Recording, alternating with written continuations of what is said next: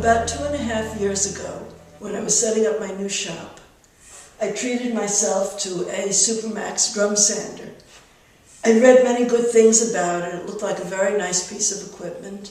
And as you may know, I was so delighted with it that I made a video just to get the word out, as I like to do when I find a piece of equipment that is just better than others in its class.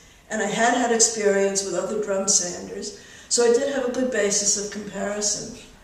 Now, having worked with the machine over the last 2.5 years, and it's now become a regular in the lineup of tools that I use, I'm in a better position to update my review. And as you know, when someone updates a review, it can either be of the nature of a day after the warranty expired, the machine died, or it can be, I continue to be delighted with this product. And I'm happy to say that my review is just of that nature. I continue to be absolutely delighted with the machine. During this time period, I've added 2 new pieces of equipment to the machine, and I've also found some different uses for it, and that's what I'd like to talk about today. The first piece of equipment that I added were the in and out feed tables. They come as a set, they mount very easily, and the reason that I got them was that while for small pieces of wood, the table that for the conveyor is large enough so you can feed it in without snipe, and if you're quick you pick it up at the other end without a problem. As soon as I started doing larger pieces of wood, for example, legs for a table, feeding them in level so that you don't create snipe, which is a hassle to sand out, required something that would aid it, and the outfeed tables serve that purpose. So that having gotten them, I'm delighted that I got them. They give much more flexibility, and if you have an 8-foot piece of wood, you know, in addition to supports on the in and out feed ends, you really need this. It gives you the extra running room to feed it in absolutely flat so that it will go through easily. So that although when I bought the machine, it was suggested that I might want these, I needed to use it for a while to convince myself that I needed this. It does add to the size of it. Being nice and stable, they don't fold down, which as far as I'm convinced is a plus. I want my machine ready to use and adjusted. But when I found that I needed it, I went ahead and got it. And I think that's probably the best way to add equipment to your shop. To start with what you know you need, then add on as you do. All right, the most recent new piece of equipment that I got was a digital readout, otherwise known as DRO. That's the current jargon. Now, the machine itself comes with a very good analog readout. So this is not one of those machines you buy and then have to invest a lot of money to get it usable. The main problem with any analog readout, as you probably know, is parallax. Now, for someone short like me, getting down to eye level so I can read it is not a major problem. For a larger person, it gets to be a major problem. And if you need precision, it doesn't give you the same degree of accuracy as you'll get with a digital readout. The main impetus for getting it was when we had to sand some long pieces for an étagère that we're building that were too long to put through at the same time. It was just too awkward. And we wanted to get them to the same thickness all around since they had a big mortise. And it's easier when you don't have to worry which side is the one that ended up a little thinner than the other. And without the digital readout, we were using the analog readout, we were using calipers, we were using a good combination square, but it's like, okay, for this kind of thing, you definitely need it. So we decided to go ahead and get one. The installation was not a problem. It's a Wixie. It's a retrofit of the Wixie planar DRO. It comes with the special hardware that allows you to mount it without having to drill any new holes. There are holes that have been pre-drilled waiting to receive this, and it doesn't interfere with the analog readout. And that went in fine. The calibration I found a little dicey, even though the principle was simple enough. and that was to lower the drum, or actually raise the table until it just meets the drum. And at that point, you zero it out. The zeroing out, if you've used any of the Wixie devices, the zeroing out is a matter of simply pressing the right button. But when it touches is open to interpretation. Is it just when the grit kisses?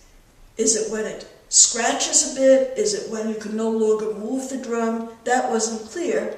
So what I did was I started out with what seemed to be my interpretation of it, sanded something to an easy-to-read size. The digital readout gives you the readout in millimeters or in inches, and the inches are done in decimal, but also fractionally. So I did it to a fraction so that I could easily use irregular calipers. And initially it was off ever so slightly, so I made the adjustments. I adjusted it so that it was when it just kissed, when it was a little scratchier, and at some point I got it spot on accurate, and that was my zeroing out, and that's all there was to it. So that I look forward to enjoying this, because it's just so easy to use. You press the button, and as you move it, you can see in tiny, tiny increments, so that if you need the precision, it's there. So now that I have a fully outfitted SuperMax, I think there are no more bells and whistles currently, and now I'm good to go for just about any project. Now, there are also, I mentioned, changes in the way I use it in terms of sanding. The first of these had to do with what's called an indexing lever. The open-ended sanders, drum sanders, as contrasted with those that are supported on both sides, allow you to sand wood glue-ups that are wider than the drum. The problem has always been getting a ridge at the outfeed end. You turn the wood around, you sand it, and you can see exactly where that drum was.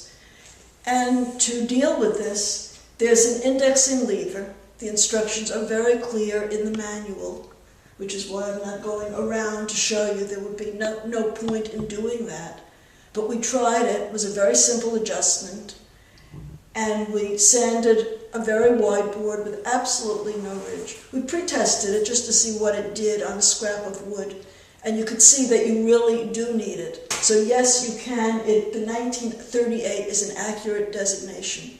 You can easily sand your tabletop glue-up or whatever it is that is wider than 19 inches. Remember, even if it's 22 inches, you need the extra. It doesn't have to be super wide.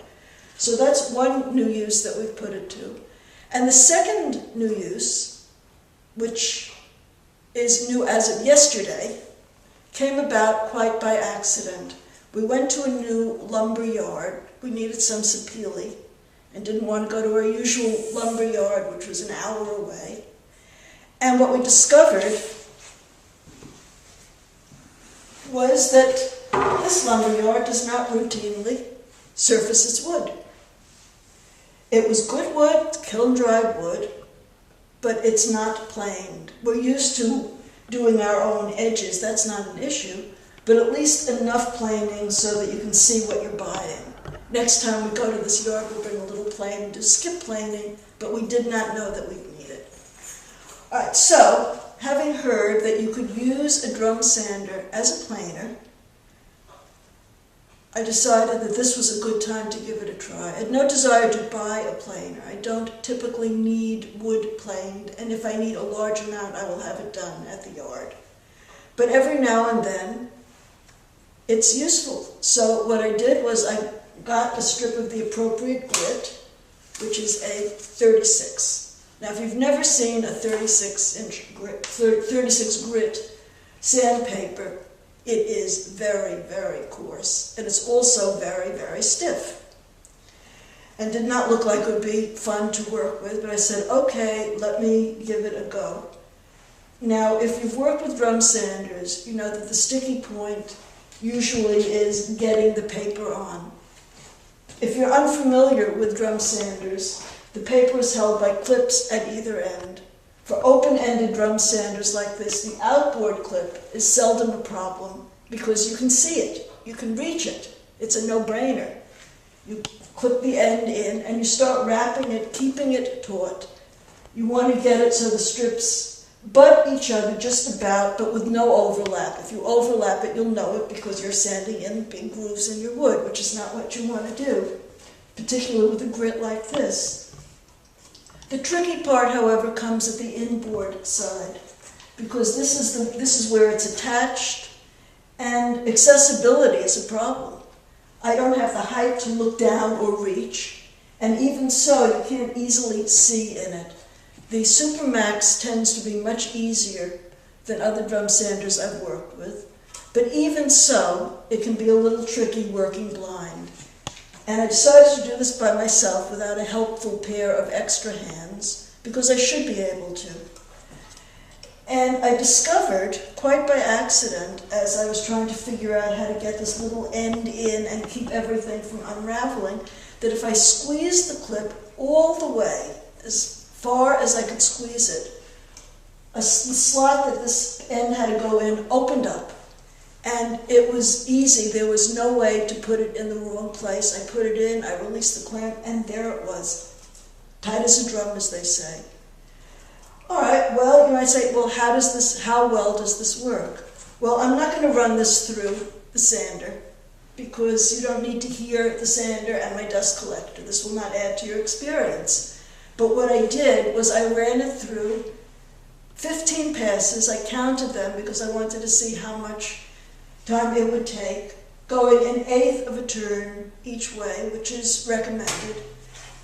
The SuperMax comes with what I call IntelliSand, so if you take off too much, it will slow the feed rate down to avoid stress. The little red light will go on. It's a little warning. It says, take it easy, you're trying to take off too much. I didn't have the light come on once. I sort of have a sense now, having used it, for how much I can safely take off. And after 15 passes, here's what it looked like. And even though, of course, there are grooves, you're going to get grooves with paper that's this coarse, it would require no more sanding to get rid of the grooves than to get rid of the planer marks that you typically get when you bring wood back from the lumber yard. Often those planer marks don't show up until you've applied your coat of finish, and there are little ridges there that were almost invisible, not very pleasant.